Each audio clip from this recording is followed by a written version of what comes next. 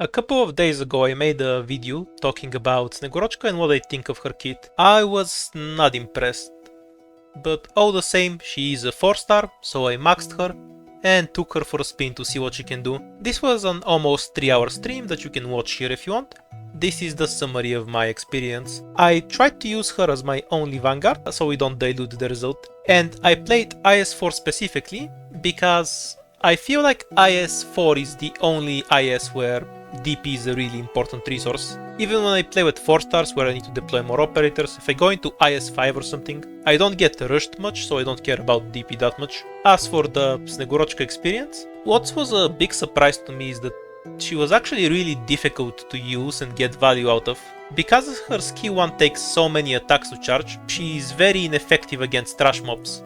Say they're the worst kind of trash where they have 0 health and die immediately, and they're just trickling in one by one. You can think of many floor 2 stages like this. At that point she can't charge DP with her S1 because she has no valid target for most of the stage, and by the time something tankier spawns in you don't care about DP anymore. So I tried using her skill 2. But then, once you deploy her, even at E2 with masteries, it still takes 10 seconds for her skill to charge, and she needs a valid target.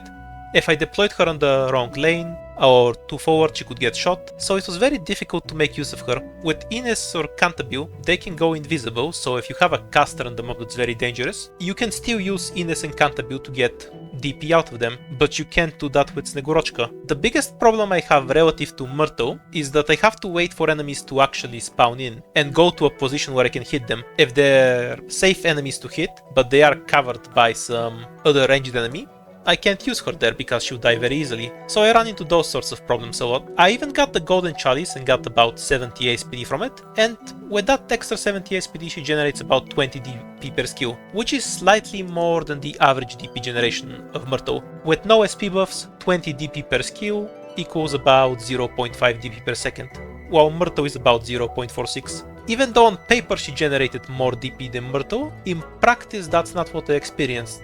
Because Myrtle, the stage starts, I immediately drop her in some corner, spam DP out. With Snegurochka, the stage starts. I have to look for an enemy that she can attack. I have to wait for that enemy to get into position. I have to make sure nothing else hits her. There were just a lot more things that I needed to do, and then I didn't get that much more out of it. Sure, on paper you can say she's a fighting unit that hits stuff, but she's not fucking Guinness, she doesn't do damage. She would lose 1v1s to basic enemies if I leave her alone. So even though I'm dropping her to generate DP and fight, in practice all she was doing was generating DP for me and nothing else. So I'm really going to struggle to find any circumstances where she's actually better than Myrtle, even when on paper she generates more DP. Still, the only one I can think of is in a contingency contract situation where you have reduced SP generation, so her offensive recovery S1 can get value. Apart from that, I genuinely don't see any usage for her.